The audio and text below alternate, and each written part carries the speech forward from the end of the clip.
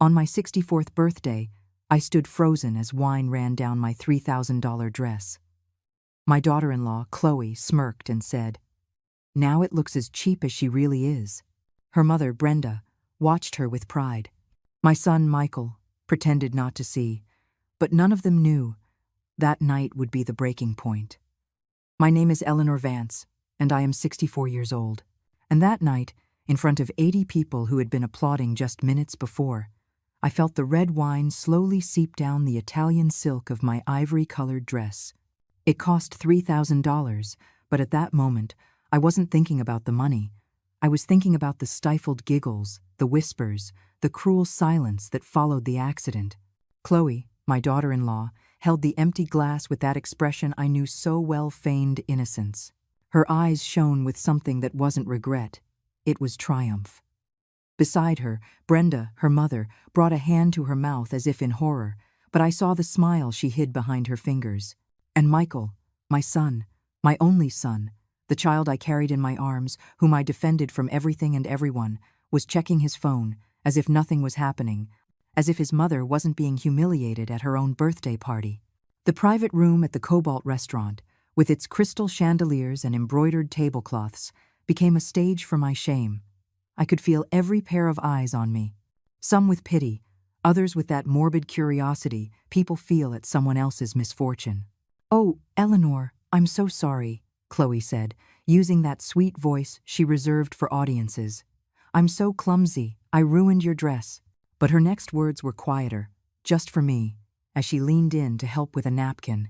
"Although, let's be honest, Eleanor, now it looks as cheap as you really are."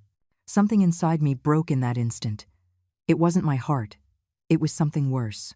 It was the last thread of illusion that kept me believing that everything was fine, that my family loved me, that I still had a place in my own life.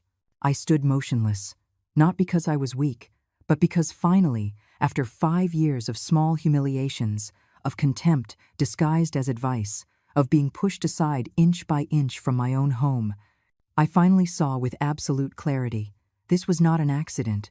This was planned. And that night, stained with wine and shame, as everyone uncomfortably returned to their conversations, I made a decision that would change everything. But no one knew it yet. Not even I understood how far I was willing to go. Because what they didn't know was that they hadn't just ruined a dress that night, they had woken me up. If this story is touching your heart, subscribe to the channel so you can keep following along with this story. Because what's coming, nobody expected. But before I tell you how I got to that room, how I became the invisible woman at her own party, you need to understand who I was before. Before Chloe entered our lives like a silent hurricane. Before my son became a stranger. Before I lost myself. I wasn't always this woman who bows her head. There was a time when my name meant something in this city. Eleanor Vance, architect. I designed the new bank tower downtown, the public library in the suburbs, the Valley Towers residential complex that everyone knows for its vertical gardens. It was 2013 when my world fell apart. Richard, my husband, died in a crash on the interstate. A tractor trailer lost control. Rain. Fog. My husband never came home. Michael was 32 years old. He had just landed a position at a tech company. I was 52. And suddenly, we were alone. Two people trying to figure out how to keep breathing when the center of your universe disappears. For a year, I could barely work. Michael came over every evening. He brought me soup. He sat with me in silence. Sometimes we cried together. Other times we just held hands, looking at old photographs. He was my anchor, and I was his. Little by little, I returned to life. I took on a small project, then another. An international firm offered me the lead on designing a cultural center in Barcelona. A 3-year contract, good salary, the opportunity of my career. But Michael looked at me with those eyes he inherited from his father and said, "Mom, I need you close. Please." I turned down Barcelona. I bought a beautiful plot of land in a leafy suburb, with jacaranda trees lining the street and a view of the hills. I invested my savings, $420,000. I hired the best architect I knew, myself. And I designed a house with 2 living rooms. One for me, Another for Michael and the family he would one day have. I wanted a multi-generational home, like in the old days, where grandmothers cook with their daughters-in-law, where grandchildren run through the yard while the adults drink coffee on the terrace. I dreamed of that as I placed every brick, every window, every detail. The house was finished in 2015. Michael moved in with me. Those were 2 beautiful years. We cooked together on Sundays. He helped me with my blueprints. I listened to him talk about his projects at the company. We had our routine, our peace. Until, in 2017, Michael met Chloe Sullivan at a business conference in Dallas. At first, I found her charming, tall, slim, with that perfect smile of someone who knows exactly how to make a good impression. She came from a good family, or so she said. Her father had been in textiles. Her mother, Brenda, was also a widow. Chloe was kind to me those first few weeks. She asked about my work. She complimented the house. She called me Eleanor, with a fake affection that I, at the time, believed was genuine. They got married in 2018, an elegant wedding in a Napa Valley garden. I paid for half, $30,000. Chloe cried with happiness in my arms. I always wanted a mother-in-law just like you, she whispered. What an idiot I was to believe her. The first few months were tolerable. Chloe moved into the house. She respected my space, or so it seemed. But there were small changes. A painting I had hung would appear in a different spot.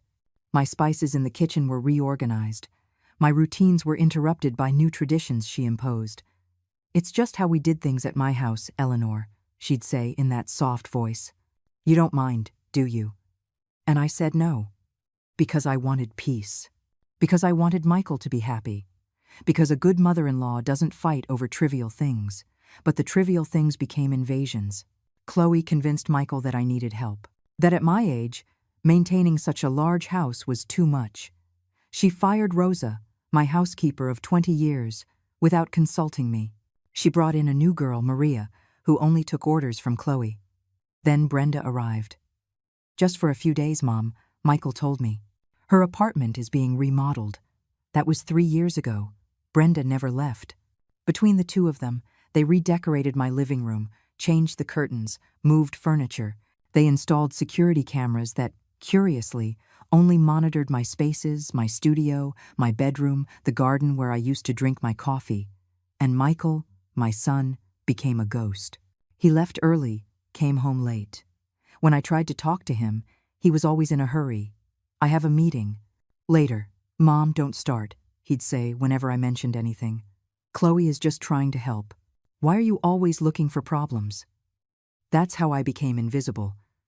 Not all at once, but little by little. Like those old photos that fade in the sunday, until one day you look in the mirror and no longer recognize the woman looking back. But that night of the spilled wine, something changed. Because when you hit rock bottom, there are only 2 options. Stay there or start digging your way out. And I had already decided which one I would choose. Let me tell you how I lost my own house without even realizing it. Because that's the most dangerous thing about manipulation. It doesn't arrive shouting. It arrives with smiles, with advice, with feigned concern that disarms you. 3 months after the wedding, Chloe suggested changing the living room furniture. It just looks so old, Eleanor. You deserve something more modern. Michael agreed. I gave in. After all, they were just details. Or so I thought. Then it was the kitchen. Chloe couldn't stand my ceramic pots, my casserole dishes inherited from my mother. They take up so much space, and they're so old-fashioned. She replaced them with stainless steel cold, with no history, no soul. Every change came wrapped in reasonable logic. Every invasion disguised as an improvement. But the real blow came when she fired Rosa. Rosa had worked with me since Michael was a teenager. She knew my routines. She knew I liked my coffee strong at 7, that on Fridays I baked pastries. She was more than an employee. She was a confidant, a friend. One afternoon, I came home from work, and Rosa was gone. Chloe was waiting for me in the kitchen with a smile. I gave her severance, Eleanor. It was just too much work for a woman her age. I hired Maria. She's younger, more efficient. Without consulting me, I could barely process what I was hearing. "You're always so busy. I didn't want to bother you with these domestic things." Michael agreed. There it was again. Michael agreed. As if that phrase was a shield that justified anything. I called Rosa that night. She cried on the phone. She told me Chloe had given her only the bare legal minimum, that she had forbidden her from saying goodbye to me. I wanted to fix it, to pay her more, to bring her back. But Rosa had already accepted another job. The damage was done. Maria, the new housekeeper, wouldn't look me in the eye. She only followed Chloe's instructions. If I asked for something, she would first check with Mrs. Sullivan, as if I were a guest in my own home. Then Brenda arrived. Chloe's mother showed up with 3 suitcases. "Just while my apartment is being remodeled," they said. That was in October of 2020. We are now in 2023, and she is still here. Brenda settled into the guest room I had designed for friends. She decorated it to her taste, put up her saints, her candles. Her smell of cheap perfume permeated the entire hallway. Between the two of them, mother and daughter, they established new rules. I could no longer use the living room after 9 o'clock in the evening because Brenda was watching her soap operas. My music was too loud. My friends were no longer welcome because they disturbed the peace of the home. One day, I returned from a client meeting to find my studio reorganized. My blueprints, my sketches from 30 years of my career, were in boxes. Chloe had turned half the space into a yoga room. "You hardly ever use it, Eleanor, and I need a place to meditate." I felt like a piece of my soul was being torn out. That studio was my sanctuary. The place where Richard and I had spent nights designing together, where every wall held memories. "Michael," I told him that night, "this isn't right. That's my workspace." He didn't even look up from his laptop. "Mom, you have the whole house. Can't you share one room? Chloe is just trying to be healthy." Support her. Support her. As if I were the problem. As if asking for respect in my own home was selfish. The security cameras were the last straw before the birthday. "Chloe installed them for protection," she said. There had been break-ins in the neighborhood. It sounded logical, but the cameras only pointed at my zones. My entrance, my garden, the hallway to my bedroom.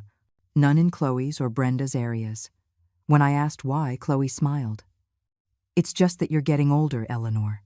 If something happens to you, we need to know. It's for your own good." For my own good.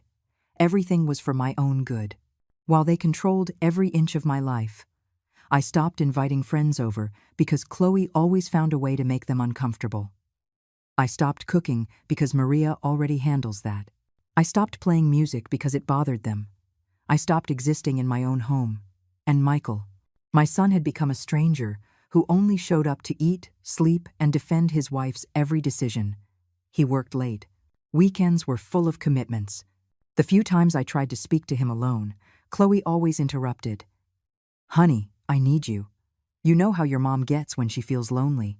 As if I were a burden, a nuisance, a problematic old woman who needed supervision.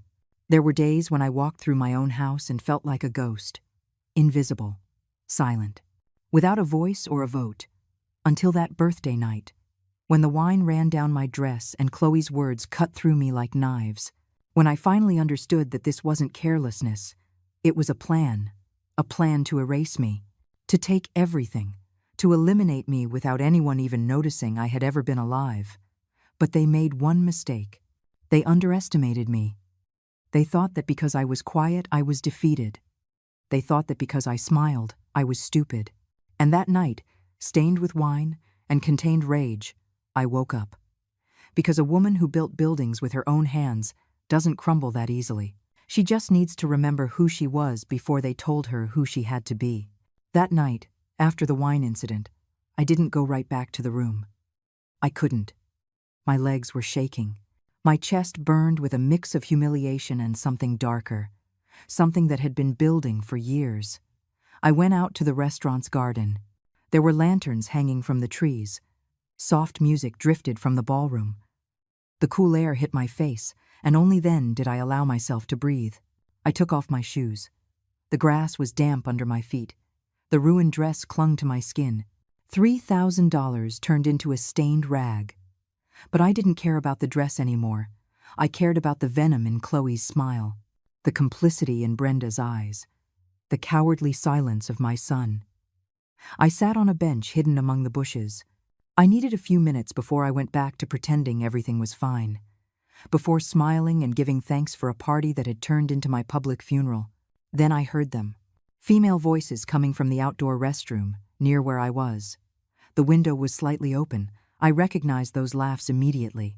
Did you see her face? Chloe's voice was brimming with satisfaction. I thought she was going to burst into tears right there.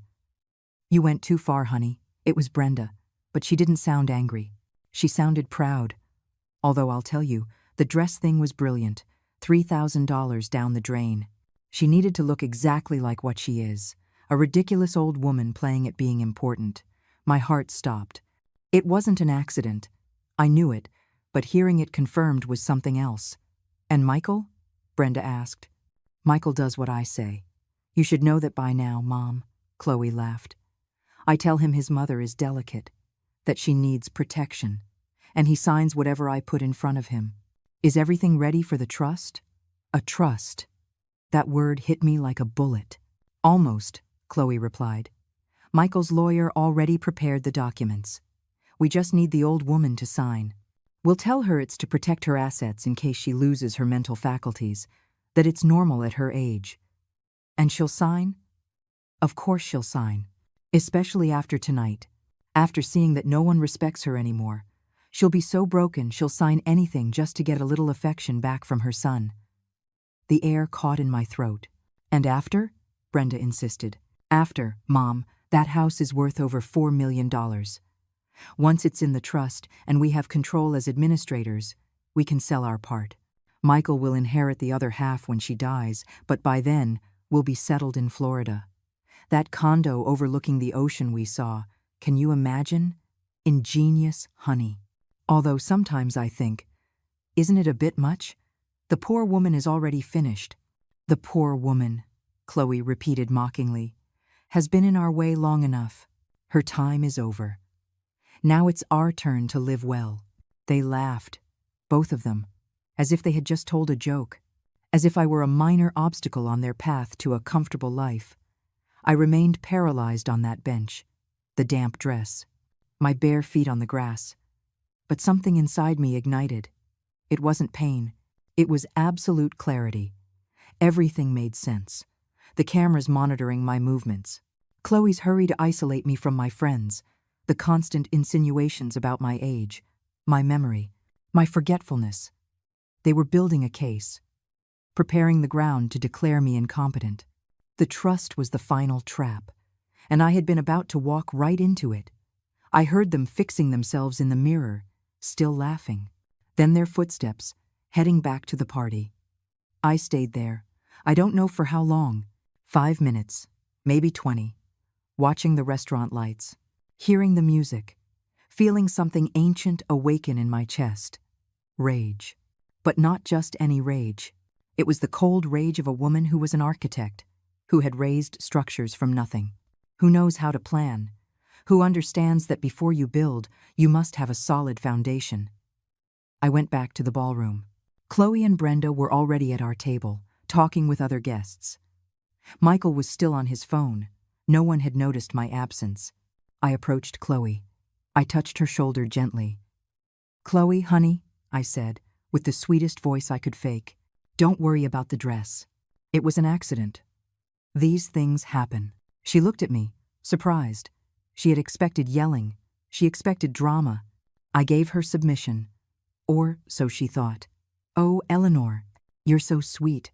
I really am so sorry. I know, dear. I know. I smiled. Let's just forget it. It's my birthday. I want everyone to be happy. Brenda looked at me with that expression of poorly disguised triumph. Michael finally looked up, nodding in relief, as if I had just solved a problem.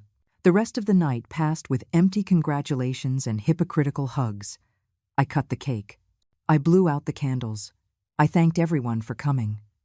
I acted like the sweet grandmother they thought they had domesticated. But inside, behind that smile, I was already drawing blueprints, calculating, measuring. Because that's what architects do.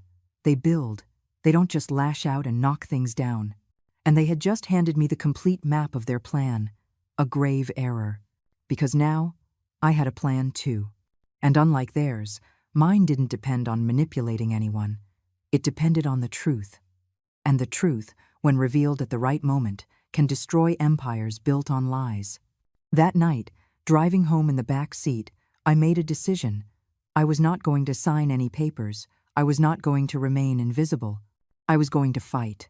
But not in the way they expected. Not with yelling or scenes. I was going to fight like an intelligent woman who knows that the best revenge isn't noise. It's the calculated silence before the final strike.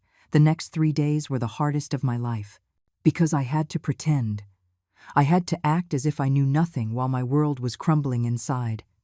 Every time I saw Chloe, I heard her voice in that bathroom. A ridiculous old woman playing at being important. Every time Brenda offered me coffee, I remembered, the poor woman is already finished. And Michael. My God, Michael. Every time I looked at him, I wondered at what point I had lost my son. At what point his love turned into indifference, disguised as being busy. On the 4th day, I couldn't take it anymore. I needed to talk to someone who truly knew me, someone who remembered the Eleanor from before. I called Arthur Cohen. Arthur had been my partner on 3 major projects during the 1990s. He was an architect too, specialized in restoring historic buildings. He was 71 now, a widower for 5 years. We had drifted apart a bit after Richard died. Not because of any fight, but because life simply took us down different paths. But I knew I could trust him. We agreed to meet at an old-school cafe downtown. It's that old place where the waiters wear vests and the tiles tell 100-year-old stories. I got there early. I ordered a spiced coffee. My hands were trembling around the mug. Arthur arrived with his carved wooden cane and that warm smile he always had. Eleanor. He hugged me tightly. How long has it been? You look tired. I'm destroyed, Arthur. And right there, in that cafe full of tourists and office workers, I told him everything. The spilled wine, the conversation I overheard, the trust, the invasion of my house, how I had lost everything without even realizing it. Arthur listened to me in silence. He didn't interrupt. He didn't judge. When I finished, he stared into his cup for a long time. Eleanor, you're not going to like what I'm about to tell you. My stomach clenched. But you need to know. He took a deep breath. I looked up your daughter-in-law when you told me years ago that Michael was getting married. I had a gut feeling. I should have told you then, but I didn't want to meddle in your family life. What did you find? Chloe Sullivan was married before, out in Phoenix, to a 62-year-old businessman. She was married to him for 2 years. When they divorced, there was a lawsuit. He accused her of financial coercion, of manipulating him into signing assets over to her. The case never went to trial. They signed a confidential settlement. He paid her $80,000 to go away and never talk about it. I felt nauseous. Arthur, why didn't you tell me? Because I had no solid proof. Because it could have been a coincidence. Because your son seemed happy, and I didn't want to be the old meddler. He took my hand. But now, hearing this, I see the pattern. This woman is a professional predator, and you are her biggest target yet. Tears welled up without permission. All this time I thought it was my fault, that I was being difficult, that I didn't know how to be a good mother-in-law. But no, I was the prey. You need legal help, Eleanor. Serious help. Do you know someone? I know the best. Jessica Reed. She specializes in family estate cases and financial abuse against seniors. She is relentless. If anyone can help you, it's her. 2 days later, I was in Jessica Reed's office. A modern office in a Century City high-rise, 14th floor, with a view of the entire city, and eyes that pierced right through you when she spoke. Mrs. Vance, tell me everything. And I mean everything. Every detail matters. I showed her documents, bank statements. I managed to print in secret the deeds to the house. I told her about the cameras, about Rosa, about the trust they wanted me to sign. Jessica took notes. Do you have joint accounts with your son? Yes, a savings account we opened years ago. He has access to it. Have you noticed any strange movements? I haven't checked. I trust Michael. A big mistake. Her tone wasn't cruel, just direct. I need you to authorize me to review all your accounts. Now, I signed the authorization. She made a few calls. In less than an hour, she had the transactions from the last 3 years displayed on her computer. And there it was. The horror, in numbers. Withdrawals of $5,000, $8,000, $12,000, always on odd dates. Transfers to an account I didn't recognize. Payments for credit cards that weren't mine. Mrs. Vance, almost $89,000. Did you authorize these movements? No, I didn't even know. This is misappropriation, financial abuse, and we have documentary proof. Jessica kept digging. She found receipts, one in Chloe's name for a car I never saw, for $38,500. Another for a business trip to Cancun, for $9,500, purchases at department stores. Jewelry, clothing, all paid for with my money, without my knowledge. Furthermore, Jessica continued, if they try to make you sign a trust alleging mental incapacity, we need to countersue. Do you have any actual cognitive issues? None. My doctor can confirm it. Perfect. Get a full evaluation. That way, we'll have documentation that you are in full command of your faculties. That destroys any attempt to declare you incompetent. And what do we do about the stolen money? A civil suit. We're going to get back every penny, but that takes time. Jessica leaned forward. Mrs. Vance, I need you to understand something. This battle will be ugly. Your son is going to have to choose a side, and it might not be yours. At least not at first. The words hurt, but I knew she was right. Are you willing to see this through to the end? Jessica asked. I thought of the spilled wine, the cruel laughter, my invaded home, my son turned stranger, of years of silent humiliation. To the end, I replied. Even if it costs me everything. Jessica smiled. It was a smile I hadn't seen in years. An ally. Someone on my side. Then let's begin. They made a mistake. They underestimated the architect. I left that office a different woman. I was no longer the scared victim. I was the strategist, the builder of plans. Chloe and Brenda had unknowingly declared war, and I had just recruited my general. Because in architecture, there's a golden rule. You never build on unstable ground. First, you have to remove all the rotten earth. And that, exactly that, was what I was about to do. I returned home that afternoon like an actress preparing for the role of her life. Jessica had given me clear instructions. Do not change your behavior. If anything, be more compliant. The more confident they are, the more mistakes they'll make. So, that's what I did. I arrived with grocery bags. I greeted Brenda, who was watching her soap opera. I offered her cookies. She barely looked at me. Oh, Eleanor, how thoughtful. Though you know I can't have flour. My sugar, remember? I smiled. Chloe arrived from her Pilates class. She was wearing brand-name workout gear and that smile of someone who just spent money they didn't earn. Eleanor, can we talk? I have something important. My heart sped up, but I kept calm. Of course, dear. What is it? We sat in the living room. My living room, which now had furniture I didn't choose and pillows I didn't buy. Michael and I have been thinking. She paused dramatically. At your age, managing finances can be stressful. What if we put the house in a trust? That way, you don't have to worry about a thing. We'll take care of everything. There it was, the trap, served on a silver platter. A trust? I feigned confusion. I don't really understand those legal things. Exactly. That's why it's perfect. Chloe leaned in, taking my hand with that phoniness I knew so well. It's to protect you. Imagine if someone tried to scam you, or if you, by accident, signed something you shouldn't. With the trust, we make sure no one takes advantage of you. I wanted to rip my hand away. I wanted to scream that I knew everything. But Jessica was right. I needed more proof, more mistakes on their part. It sounds complicated. Is Michael on board with this? It was his idea, Eleanor. He's very worried about you. A lie. It was all a lie. But I nodded like the naive old woman she believed me to be. Let me think about it, dear. It's a big decision. I saw the flash of frustration in her eyes, but she masked it quickly. Of course, of course. Take your time. Although the notary already has everything prepared. We just need your signature. They already had it all ready. How efficient.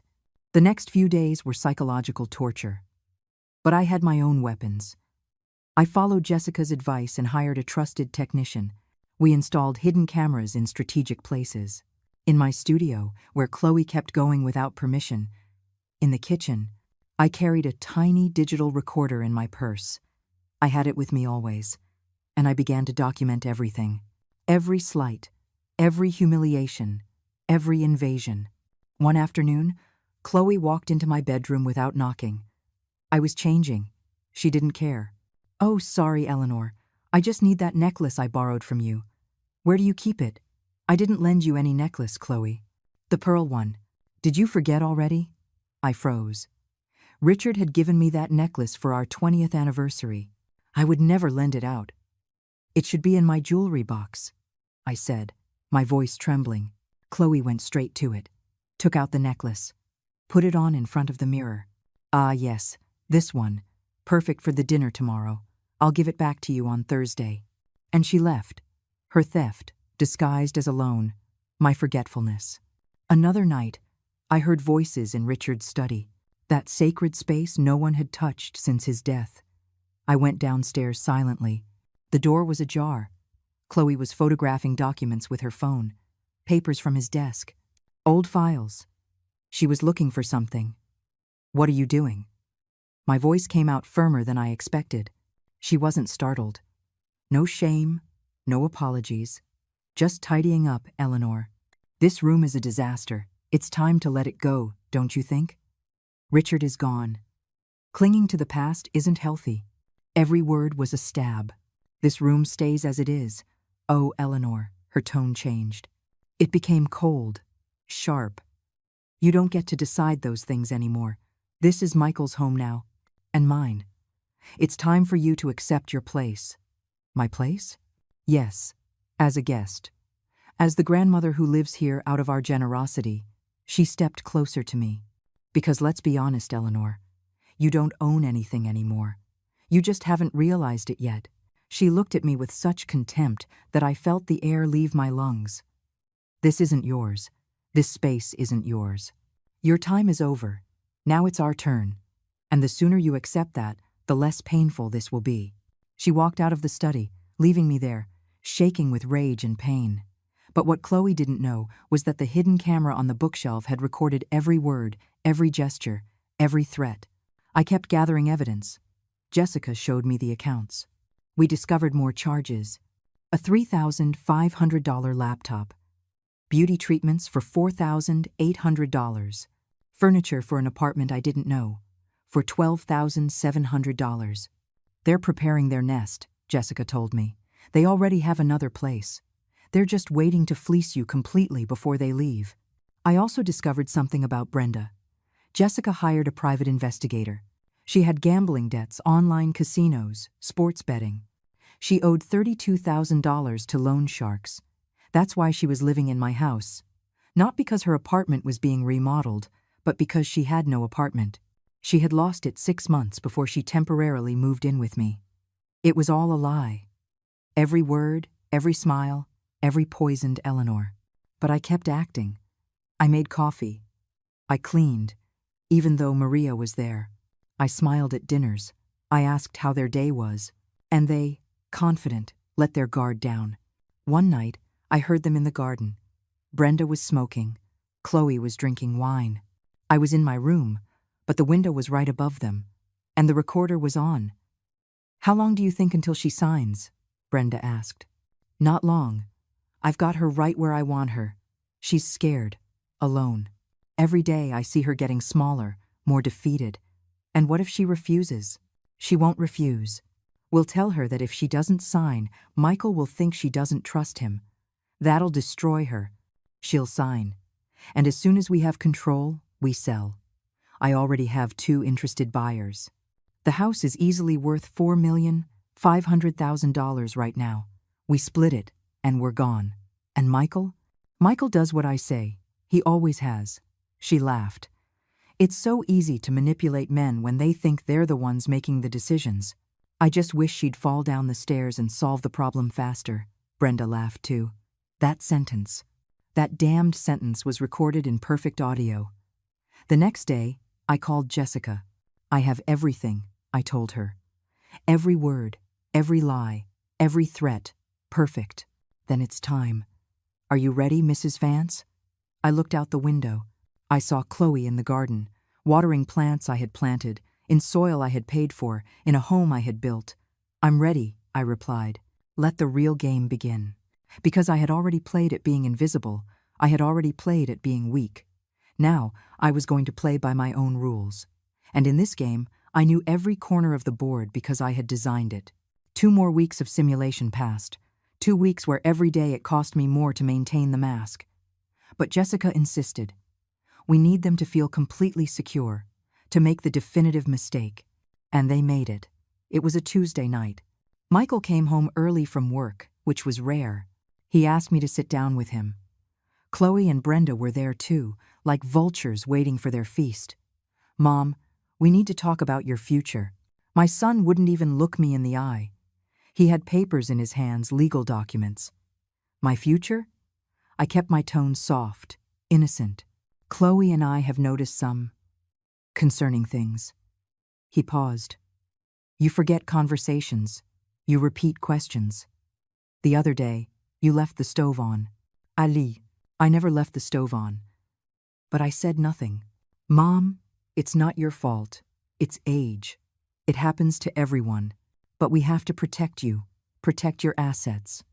Chloe moved closer, placing the papers on the table. It's the trust we talked about, Eleanor. It's all ready. We just need your signature. It's for your own good. So no one can take advantage of you. The irony burned my throat. But I feel fine. I haven't forgotten anything. Mom, this is how it starts. Michael finally looked at me. Look, I'll take care of everything. You just live peacefully, without worries. Isn't that what you want? What I wanted was to have my son back, but the man sitting in front of me was a stranger. I need time to think about it. You've had time. Chloe's voice changed, hardened. We've been talking about this for weeks. Why are you resisting so much? Don't you trust your own son? There it was. The direct manipulation. Of course I trust Michael. Then sign. Let me review the documents calmly. I'll give you an answer tomorrow. I saw the fury flash in Chloe's eyes, but she controlled herself. Fine, Eleanor. But this can't wait much longer. I didn't sleep that night. I knew the moment was approaching, that I couldn't keep putting it off. The next day, Michael left early. Chloe and Brenda went to the spa. I took the opportunity to call Jessica. They've cornered me to sign. I can't avoid it anymore. Perfect. It's time to act. Can you be at my office tomorrow at 4 o'clock in the afternoon? What for? For the definitive meeting. Invite Michael, Chloe, and Brenda. Tell them you're going to sign, that you want to do it with a notary present, so everything is legal. I'll handle the rest. Are you sure? Mrs. Vance, you hired the best. Trust me. When they got home, I gave them the news. Chloe nearly jumped for joy. Oh, Eleanor, I knew you'd understand. Tomorrow at 4 then. At the lawyer's office that handles these things. Yes. I want Michael to be there. And you two as well. It's important for me that my family is present. Of course. We're a family, aren't we? Chloe hugged me. She smelled of expensive perfume, bought with my money. That night, I sat alone in Richard's study. I touched his books, his old blueprints, the photographs of us young, dreaming up buildings. Forgive me, my love, I whispered. Forgive me for letting this go so far, for being so blind. But tomorrow, I fight. For us, for what we built. Wednesday morning was eternal. Chloe and Brenda were euphoric. They talked about trips, about plans, about the house in Florida they could almost touch. Michael arrived at 3. He had dark circles under his eyes. He looked tired. Part of me still wanted to save him, but I knew that was up to him.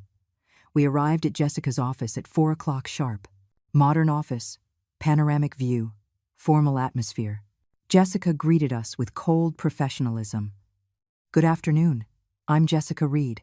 Mrs. Vance, family, please come in. We sat in the conference room. There was another person there, an older man with a briefcase. This is Mr. Hernandez, a public notary. He is here to witness whatever is signed today. Chloe smiled. Brenda too. Michael just nodded, anxious to get this over with. Jessica placed a folder on the table. Before we proceed with any signatures, I need to clarify a few legal points. Mrs. Vance, did you request the creation of this trust? No. It was proposed to me. Do you feel you are in full command of your mental faculties? Completely. Have you been evaluated recently? I took the documents the neuropsychologist had given me 3 days prior from my bag. Full evaluation. Result: cognitive faculties perfect for my age. Jessica reviewed them. She passed them to the notary. Perfect.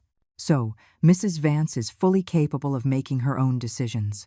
She looked at Michael, which makes certain financial movements, made without her authorization, rather problematic.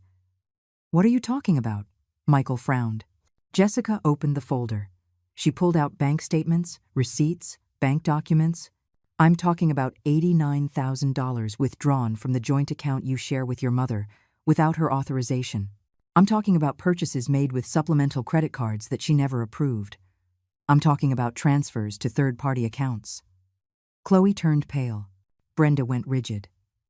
That was for house expenses, Chloe stammered. Is a $38,500 car a house expense? A $9,500 trip to Cancun? Beauty treatments for $4,800? Jessica laid the receipts on the table, one by one. All documented, all traceable. Michael authorized those expenses, Chloe said, her voice rising. Michael has access to the account, but he does not have the legal authority to spend without the consent of the primary account holder. And the primary holder is Mrs. Vance. Jessica turned to me. Did you authorize these expenses? No. I didn't even know about them. Mom, you told me to use the account for whatever we needed, Michael said desperately. For emergencies, son. For the house. Not for luxury cars and trips. Not to steal. I'm not stealing.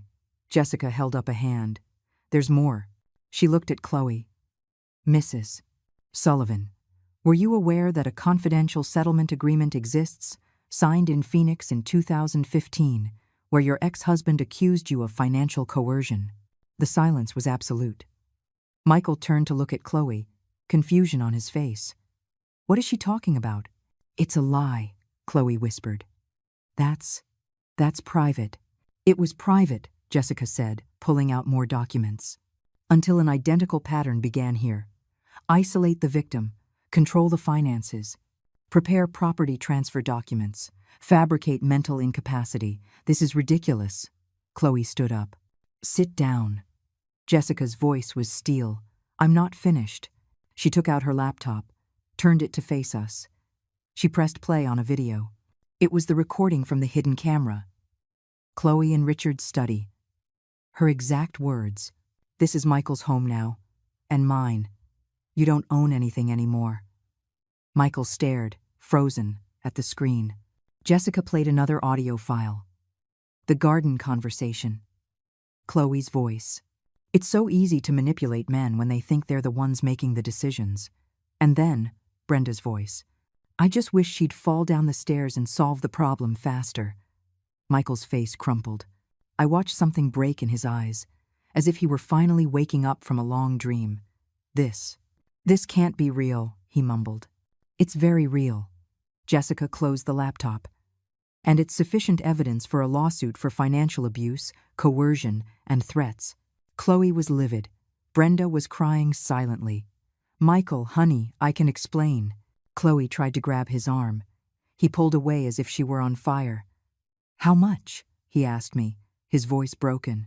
How much did we steal from you? Almost $89,000. Documented. My son put his hands to his face. His shoulders shook. My God, Mom. I didn't know, I thought.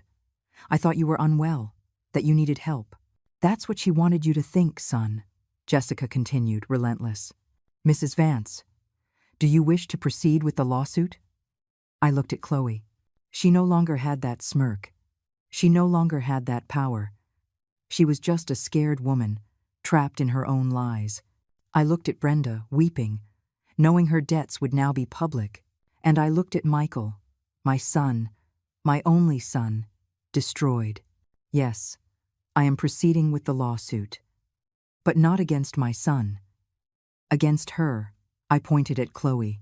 And I want every penny back. Jessica nodded. And there's one more thing. She looked at me. What do you wish to do with the house? I took a deep breath. This was the most painful part. I built that house, with my money, for my family. But there's no family there anymore. There's only poison, so I'm selling, and no one will keep anything of what was ours. Michael looked at me, tears streaming. Mom, please. Son, I love you. I will always love you. But I need to get away from this pain. And you need to decide who you want to be. The man your father would have been proud to know, or the puppet of a woman who only used you. I stood up. My legs were shaking, but my voice was firm. I am not signing any trust. I am getting my dignity back, and you are all going to learn that women my age are not easy prey. We are survivors. And when they knock us down, we get back up, with everything we have. I walked out of that office with Jessica by my side. I left behind a screaming Chloe, a sobbing Brenda, a shattered Michael. And for the first time in 5 years, I felt like I could breathe. The following days were controlled chaos. Jessica acted with surgical precision. She froze all the joint accounts. She revoked the powers of attorney they had made me sign months before under the pretext of streamlining paperwork. She filed the civil suit for misappropriation of funds and financial coercion. It all happened so fast that Chloe had no time to react. I returned to the house that night. Michael wasn't there. Chloe and Brenda were gone too. The empty house felt strange, like a museum of a life that no longer existed. I sat in the kitchen. I made coffee, the same coffee Rosa used to make, and I cried. I cried for everything I had lost, for my son, for the wasted years, for the family that never was. But I also cried with relief, because I had finally said enough. Michael arrived around midnight. He looked devastated. Red eyes, wrinkled clothes. He sat across from me without saying a word. The silence lasted for long minutes. "I'm sorry," he finally said, his voice barely a whisper. "Mom, I'm so sorry." "I know, son. I thought I was doing the right thing. Chloe kept telling me you were forgetting things, that you were confused. I just wanted to protect you. And why did you never ask me? Why did you never talk to me directly?" He broke down. The tears streamed down his face, because it was easier to believe her than to face the fact that my mom was getting older, because I was afraid of losing you like I lost Dad. And she used that fear. She twisted it. "Michael, I'm not senile. I'm perfectly fine. But you chose not to see it. I know that now. God, I know." He covered his face. "I saw the videos. I heard the audio. Every word she said about you. About me. How she laughed at how easy I was to manipulate. Where is she?" "She's gone. Her and Brenda. They packed and left. Before she left, she told me." His voice broke again. "She told me I was a mediocre failure, that you were right about me, that I was a useful idiot." It hurt to see him like that. But I also knew this pain was necessary. It was the price of waking up. "And what are you going to do now?" "I don't know." He looked at me. "Will you ever forgive me?" The question weighed a ton. "Michael, I love you. You're my son. And you always will be. But forgiving doesn't mean forgetting. And it definitely doesn't mean things go back to the way they were. I understand. I need space. I need to heal. And you need to work on yourself. To understand how you got here. Why you let this happen. I'm starting therapy. I already made the appointment." I nodded. "It was a start.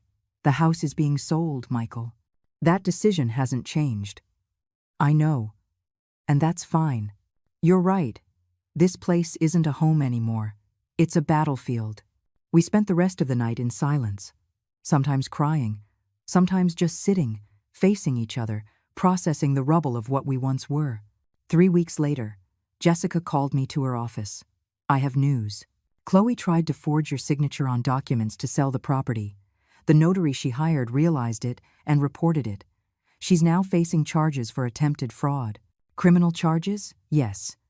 And the civil suit is moving forward. We've managed to trace exactly where every penny went. We have a solid case. They're going to have to pay it all back. And Brenda? Her debts came to light. The loan sharks are after her. She's lost her entire social circle. Nobody wants anything to do with her. It was justice, but it felt empty. Because justice doesn't return lost time. It doesn't erase the wounds. And what happens to me now? Jessica smiled. Now, Mrs. Vance, you rebuild. On your own terms. The house sold 2 months later for $4,380,000. A good price, a young family with children.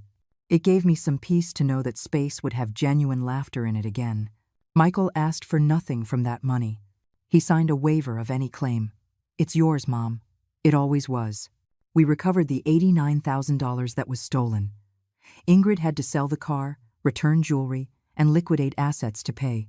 She didn't go to jail for the fraud, but the criminal charge stayed on her record. Her reputation was destroyed. Michael moved into a small apartment. He started therapy twice a week. He called me every Sunday.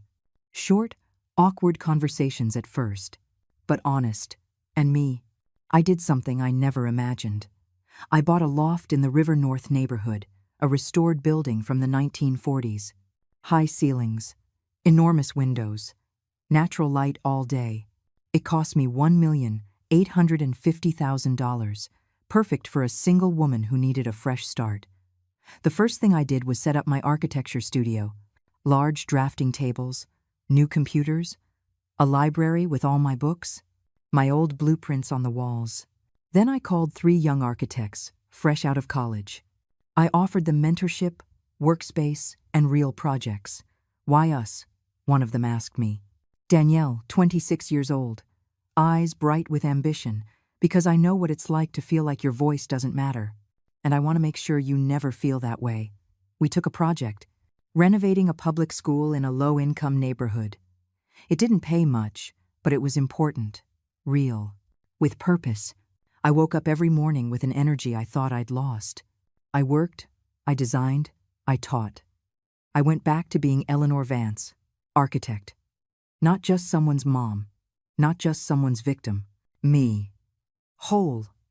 For the first time in years, I reconnected with Sylvia, my lifelong friend, the one Chloe had managed to push away with her manipulations. We met at a cafe. We cried. We laughed.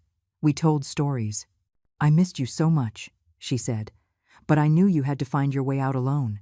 Well, I found it. And it has a view of the city skyline. Arthur also became part of my new routine. Coffee on Wednesdays. Art exhibits on Saturdays. It wasn't romance. It was genuine companionship, conversations with no hidden agenda, no manipulation. Just 2 older people enjoying the life they had left. One Sunday, 6 months after the sale, Michael came to visit. He brought flowers, sunflowers, my favorite. I'd forgotten you liked these. The place is beautiful, Mom. Thank you, Son. We toured the loft. I showed him my projects. He told me about his therapy, about how he was learning to set boundaries, to recognize manipulation, to not be afraid of being alone. Do you think, someday, we can, be a family again? He asked, his voice thick with fragile hope. I sat across from him. I really looked at him. I saw the man he was, not the boy he had been. Michael, we are family. We always will be. But the family we were doesn't exist anymore. It died along with the trust. What we can build now is something new, something different.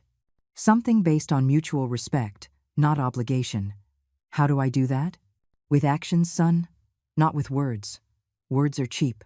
Deeds build bridges, and those bridges take time. He nodded. He understood. And for the first time, I saw something in his eyes I hadn't seen in years. Real maturity. Before he left, he hugged me, tight, like when he was a boy and had nightmares. I love you, Mom. and I'm going to spend the rest of my life proving I deserve your forgiveness. You don't need my forgiveness, son. You need your own." I watched him leave, walk down the street, disappear into the downtown crowd, and I breathed, deeply, freely. That night I sat on my terrace. The sun was setting behind the buildings. The city glowed with orange light. I had a coffee in my hands, soft music in the background. And for the first time in 5 years I felt at home, not in a place, but in myself. Because that's what I had gotten back. Not a property, not money. I had gotten myself back. The Eleanor who designed buildings, who dreamed big, who didn't ask permission to exist, and that woman, that 64-year-old architect who had survived betrayal, manipulation, and loss, was ready to build her greatest work yet. The rest of her life. 8 months passed since that meeting in Jessica's office. 8 months where everything changed in ways I never imagined. The civil suit ran its course. Slow, like everything legal in this country, but Jessica was relentless. Every hearing, every presentation of evidence was another blow against the castle of lies Chloe had built. At the 3rd hearing, the judge reviewed the recordings. I watched his expression change as he heard that phrase. I just wish she'd fall down the stairs and solve the problem faster. "This isn't just misappropriation," the judge said. "This is premeditation of harm. This borders on criminal." Chloe tried to defend herself. She hired an expensive lawyer, argued the recordings were illegal, that I had provoked her, that it was all a family misunderstanding. But the evidence was overwhelming. Bank statements, receipts, emails where she gave Michael instructions on how to convince your mother she can't handle her finances anymore. Text messages with Brenda planning the sale of the house. All documented, all irrefutable. Michael's divorce was fast, no children involved, no real shared assets. Chloe asked for alimony. The judge denied her. "You are perfectly capable of working, Mrs. Sullivan, and frankly, your conduct in this case does not merit any compensation." I saw Chloe leave that courtroom. She was no longer the elegant woman with the calculated smile. Her hair was unkempt. Normal clothes, no designer labels. Deep dark circles under her eyes. The mask had fallen completely. For a moment, just one moment, I felt pity. But then I remembered her words. I remembered every humiliation, every lie, and the pity evaporated. Brenda's was the saddest case. Her debts caught up with her. The loan sharks sued. She had to declare bankruptcy. Her social circle, those friends she played cards with and bragged to about her successful daughter, turned their backs on her. She ended up living in a rooftop room in a rough part of town. Alone. Without the comforts she had enjoyed in my house for 3 years. Arthur told me he saw her once at the market, carrying heavy bags. She looked 10 years older. "Did you feel anything?" he asked me. "I felt that everyone reaps what they sow," I replied. But the hardest part was Michael, because with him there was no clear-cut justice, only consequences. He lost his job. The company felt the family scandal reflected poorly on their image. Conflict of interest, they told him. They fired him with minimum severance. He had to sell his car, move to a cheaper apartment, adjust to a life he didn't know, the life of someone starting from the bottom again. But most importantly, he lost his illusion of who he was. For years, he believed he was the successful man, the protective son, the loving husband. And it was all a lie. He was a puppet, an instrument in someone else's hands. That revelation destroyed him in ways money couldn't fix. He kept going to therapy. He called me every week. At first, just to apologize. Then, to tell me about his process. "The therapist says I have codependency," he told me one day. "That all my life I've sought external validation. First from Dad, then from you, then from Chloe. I never learned to validate myself. And now I'm learning.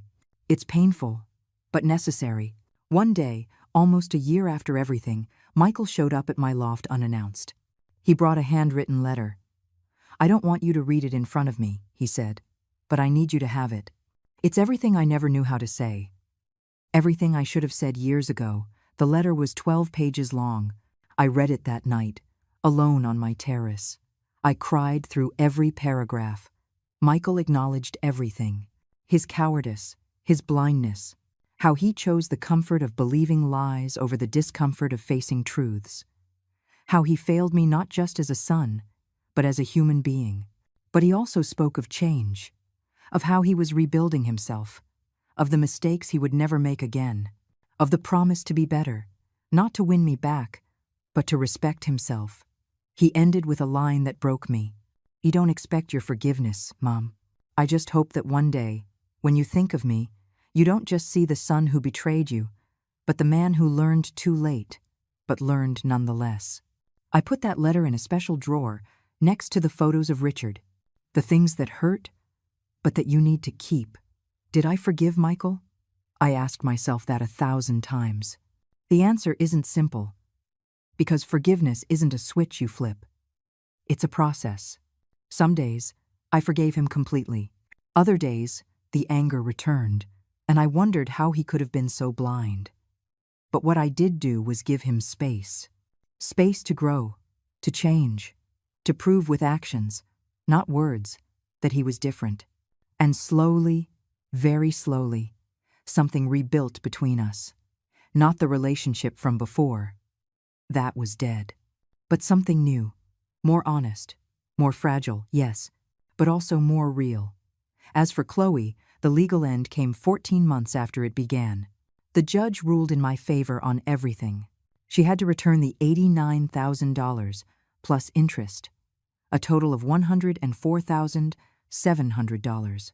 She sold everything she had: jewelry, designer clothes, the car she bought with my money. She didn't go to prison, but she was left with a criminal record, attempted fraud. Any future employment, any legal application would carry that mark. The last I heard of her, she was working in a call center, living with a cousin in a cramped apartment. Her Instagram, once full of photos at expensive restaurants and on trips, was now private. She had fallen, hard, and while part of me knew I should feel compassion, I couldn't. Because she didn't just steal money from me, she stole years, peace, dignity. So yes, it was poetic justice. Everyone ended up exactly where their actions led them. Brenda, alone in her rooftop room. Chloe, with her reputation destroyed and her future limited. Michael, working on himself, facing who he had been. And me, I was rebuilt, with my studio up and running, with 3 young architects under my mentorship, with projects that excited me, with my friends back. With Arthur visiting every week to go to museums and concerts, with a life that was finally my own. One afternoon, Danielle, my most talented apprentice, asked me while we were reviewing blueprints, "Eleanor, how did you manage to get back up after everything that happened?" I looked at her, 26 years old, her whole life ahead of her, and I remembered the 26-year-old Eleanor, designing her first building, believing the world was just. "You don't get up all at once," I told her. "You get up little by little, first your knees, then your hands, then your head, and one day you realize you're standing, and the scars didn't make you weaker. They made you wiser." She smiled and kept working. And I did too. Because that's what we survivors do. We keep going. We build. We create. Because the best revenge isn't the other person's punishment. It's your own reclaimed happiness. And I, Eleanor Vance, 65-year-old architect, was finally happy. Not in spite of what I lived through, but because I survived it. Because I chose to fight. Because I remembered who I was before they told me who I had to be. That night, the wine spilled on my dress marked an end, but also a beginning. The beginning of a woman who reclaimed her voice, her space, her life, and that is priceless. It's been 2 years since that birthday night. 2 years that feel like another lifetime. I'm sitting on the terrace of my loft. It's 7 o'clock in the morning. The sun is just peeking out between the downtown buildings. I have my strong coffee, the way I've always liked it. Soft music in the background. And in front of me, the blueprints for our new project. A community library in an underserved community. It doesn't pay much, but it's going to change the lives of hundreds of children, and that's worth more than any corporate high-rise. Danielle, Robert, and Carmen, my 3 young architects, arrive at 9. We work until 3, Then I take the afternoons off. To live, to walk, to remind myself that life isn't just work. On Wednesdays, I see Arthur. Yesterday, we went to the Modern Art Museum. We saw the Rodin exhibit. We argued about proportions and beauty. Then we ate at a small restaurant in the neighborhood. He paid. I paid for dessert, owing nothing to anyone, asking no one's permission. On Fridays, I have dinner with Sylvia and 3 other friends from college. Women my age who have also lived, who have also survived divorces, betrayals, losses. We laugh, we drink wine, we tell stories with no filter. And Sundays. Sundays are from Michael.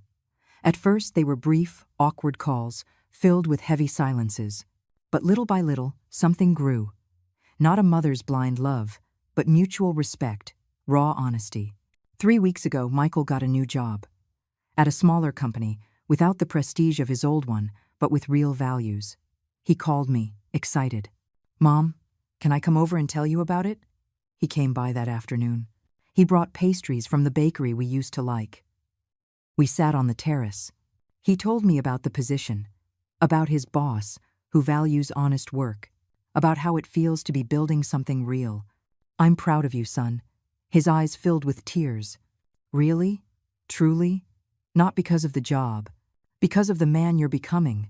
It's not perfect. There are still days when I see shadows of the son who failed me, but I also see light, genuine effort, real change. Have we healed completely? No. And maybe we never will, entirely, because some wounds leave permanent scars. But we've learned to live with those scars, to respect them, to not pretend they don't exist. Last month, Michael asked if he could take me to dinner, to an elegant restaurant. "I want to celebrate your birthday the way it should have been 2 years ago," he said. I accepted, but with conditions. Nothing flashy, nothing that pretends to erase the past. Just a dinner, you and me, honest. We went to a small place in a quiet neighborhood. Traditional food, pot roast, mashed potatoes, homemade bread. "Are you happy, Mom?" he asked me in the middle of dinner. The question took me by surprise, not because I didn't know the answer, but because no one had asked me that in years. "Yes, son, I'm happy. In spite of everything?" "No, because of everything. Because everything I lived through brought me here, and here is a good place." He smiled, a sad but genuine smile. "I'm glad. You deserve it." That night, walking back home, I thought about Richard. How he would have handled all this. He probably would have seen the signs earlier. He would have protected Michael from Chloe. But I also thought that maybe this needed to happen, so that I could remember who I was, so that Michael could learn who he wanted to be. The hardest lessons are the ones that transform us the most. My studio is doing well. We have 3 active projects, small but significant. An eco-friendly house in the mountains, the community library, and the renovation of a historic tenement building downtown. Danielle is shining. Robert found his voice in sustainable design. Carmen discovered her passion is universal accessibility. I watch them grow, and I see myself 40 years ago, with that hunger, that hope, that certainty that architecture can change lives. And I teach them not just technique, I teach them to defend their space, to not let anyone steal their voice. Especially the young women. Don't let them tell you you're too much, I tell them. Too old, too young, too sensitive, too tough. You are exactly what you need to be. One afternoon, after a difficult meeting with a client who didn't want to hear ideas from an older lady, Danielle watched me defend our design with solid arguments until the client caved. "How do you do that?" she asked me later. "How do you not get intimidated?" "Because I have nothing left to prove. I'm not looking for approval anymore. I'm just looking to do good work. And when you know your own value, no one can take it from you." A month ago, I got an unexpected call. It was the dean of the university's School of Architecture. "Mrs. Vance, we're organizing a lecture series on pioneering women in architecture. We would love for you to participate." I accepted. I gave the lecture 2 weeks ago. A full auditorium, young students, bright eyes, ready to change the world. I told them my story. Not just the buildings I designed, but also what I lived through. The loss, the betrayal, the reconstruction. I thought that at 64, my life was over, I told them. But it turns out, the most interesting part was just beginning. At the end, a girl in her 20s approached me. She had tears in her eyes. My grandmother is going through something similar, with her family. She feels finished. Can I show her this lecture? Please do. And tell her for me that it's never too late to reclaim yourself. That age doesn't define your worth. That as long as you're breathing, you can change your story. Those moments. Those are what remind me why it was worth fighting. Not just for me, but for all the women who believe that after a certain age, they must become invisible, compliant, silent. No. 1,000 times, no. This morning, while making my coffee, I saw myself in the mirror. I'm 65 years old. Gray hair that I no longer dye, wrinkles that tell stories, hands that built buildings and are now building new dreams. And I liked what I saw. Not the perfect Eleanor, not the self-sacrificing mother, not the broken victim, but the complete Eleanor, with all her facets, her scars, her victories, the woman who lost almost everything and rebuilt herself from the foundations up. The doorbell rings. It's Arthur. Today we're going to see an exhibit on Japanese architecture. Ready for an adventure? He asks with that warm smile. Always, I reply. And it's true. I'm ready. Not just for today, but for all the days to come. Because I learned something fundamental in these last 2 years. Life doesn't end when others decide you're no longer relevant. Life begins when you decide that you are. At 65, I didn't finish my story. I rewrote it. In my own handwriting, with my own rules, with my own dignity. And this version, this Eleanor, reborn from the ashes of humiliation, is the best I've ever been. Not because she's perfect, but because she is authentically mine. I walk out of my loft. The sun is shining on the city. There's noise, movement, life, and I am part of it. Not as a spectator, but as the protagonist. Because that's what we women who survive are, the protagonists of our own stories. And my story, far from ending that night of the spilled wine, was just beginning its most beautiful chapter. The chapter where I chose, where I built, where I flourished. At 65 years old, without asking permission, without apologizing for existing, simply being, complete, free, alive. And that is what it truly means to be reborn. The doorbell to my loft rings on a Sunday afternoon. I'm not expecting anyone. Arthur is out of town visiting his daughter in Dallas. My friends are confirmed for Friday. The team from the studio doesn't work on Sundays. I open the door, and my heart stops for a second. It's Michael. But he's not carrying flowers or gifts. He's carrying something different in his hands. A thick manila envelope, and on his face there's an expression I haven't seen before. Determination mixed with fear. Mom, can I come in? I need to show you something. Of course, son. He sits in the living room, not on the sofa where he usually sits, but on the edge, like someone about to jump. He places the envelope on the coffee table. I've been working on this for the last 6 months. With my therapist. Alone. Without pressure from anyone. He opens the envelope, pulls out papers. Lots of papers. This is a restitution plan. His voice trembles slightly. Not just the money we already paid back by court order, but everything. Every dollar I spent. Beyond that, every decision I made without consulting you. Every moment I should have defended you and didn't. He shows me spreadsheets. Detailed calculations. Dates. Amounts. It's an additional $34,000. Expenses I authorized. Dinners. Trips. Things I thought were normal, but that came from your account. I'm going to pay it all back. It will take me 3 years with my current salary, but I'm going to do it. The tears threaten to come, but I hold them back. Michael, the judge didn't order that. You've already complied legally. It's not about what's legal, Mom. It's about what's right. He looks me straight in the eye for the first time in a long time. I spent a year in therapy learning the difference. Legal is the minimum. Right is what lets you sleep at night. There's something else in the envelope. He takes it out with trembling hands, and this This is the hardest part. It's a letter, but not for me. It's for the American Institute of Architects. I asked them to nominate you for the Lifetime Achievement Award. I told them about your buildings, your projects, your mentorship, everything you've done that I never knew how to value. My throat closes. Son, I'm not done. He pulls out a notebook. This is my therapy journal. I want you to read it.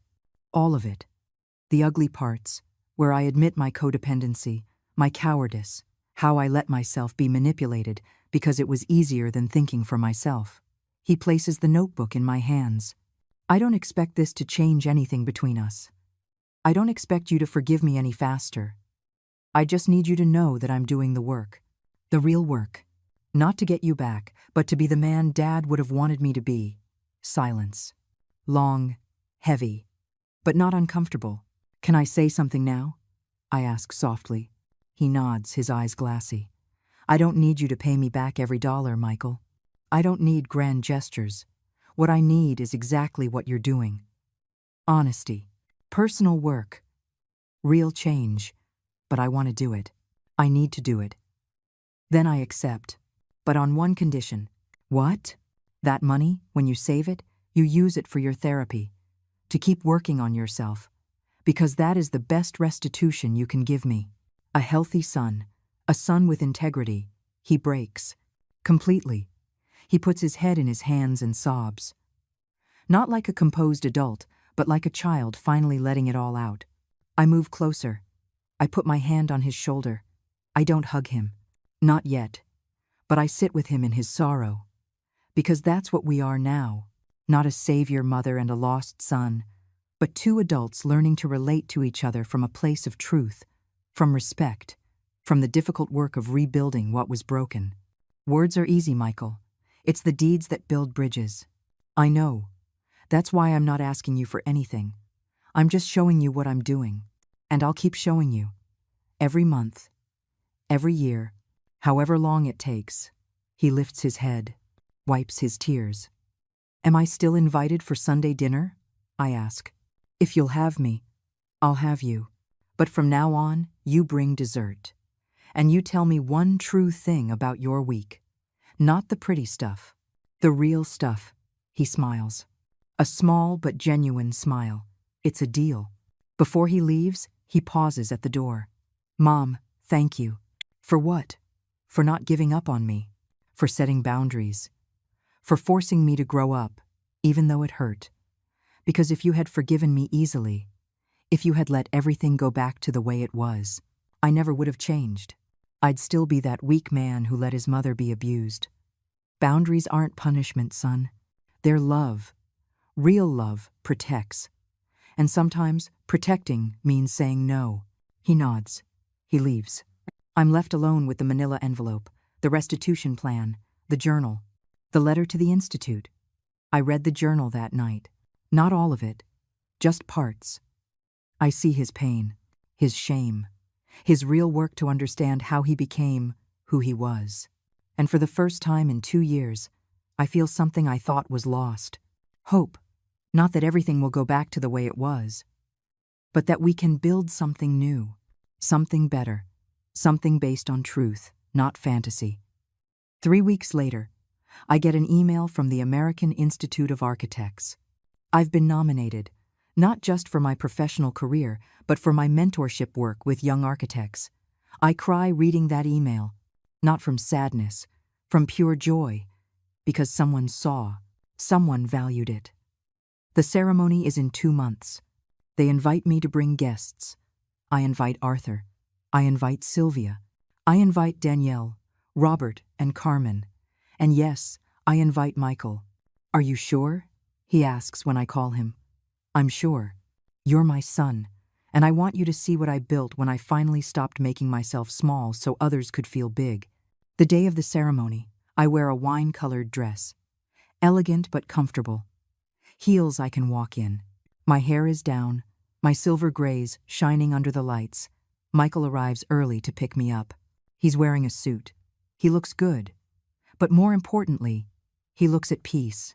In the car, he says, I'm proud of you, Mom. I always should have been. but I was too busy pretending to be someone I wasn't to see who you really were. Thank you, son. That means a lot. The ceremony is beautiful. They give me the award. I speak in front of hundreds of people. I tell my story, not just the buildings, the fall and the rebirth. To all the women here tonight, I say in my closing remarks, especially those who feel their best years are behind them, I am here to tell you that you are wrong. Your best time is now. It is always now. As long as you have a voice, use it. As long as you have strength, fight. As long as you have life, live. Not for others. For yourselves. The ovation is long, emotional. Afterward, at the reception, Michael approaches with a glass of juice in his hand. Do you remember that night with the wine? He asks. How could I forget? I thought that was your end, your lowest moment. But it turns out it was your beginning, your awakening.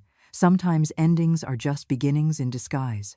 Do you think someday we can? He doesn't finish the question. Be a family again? We are a family, Michael. We just have a real one now. With boundaries, with respect, with truth. And that's better than the fantasy we had before, he smiles. We toast, with juice, not wine, because some symbols need to be rewritten. I returned to my loft that night, tired but happy. I put the award on the bookshelf, next to the photos of Richard, next to the blueprints of my first building, and I look at everything I've built. Not just concrete structures, but a life. My life. A life I almost lost, but that I won back with tooth and nail, with tears and work, with boundaries and dignity. I sit on my terrace. The city sparkles below. Millions of lights, millions of stories. And mine. My story is one of resilience, of transformation, of a woman who refused to be invisible. I think of all the women who are going through what I went through, feeling worthless, feeling their time is over, that they must settle for the crumbs of respect others give them. And I want to scream to them. No, you are worthy. You matter. You deserve dignity. And it is never, ever too late to reclaim it. Because I did. At 64, when the world told me it was too late, I decided I was just getting started, and I was right. Life doesn't end when others decide you're no longer useful. Life begins when you decide you are invaluable. I close my eyes, take a deep breath, and smile. Because true wealth isn't in what you own. It's in what you refuse to let anyone take from you. And I got back the most valuable things. My dignity, my voice, my life. And no one will ever take them from me again. If this story touched your heart, let me know in the comments where you're watching from. Tell me if you've ever had to set difficult boundaries to get your peace back. Give this a like if you believe dignity has no age. And subscribe to keep following more life stories like this one. Because all the stories we share here have something in common. They remind us that as long as we are breathing, we can rewrite our ending. The end.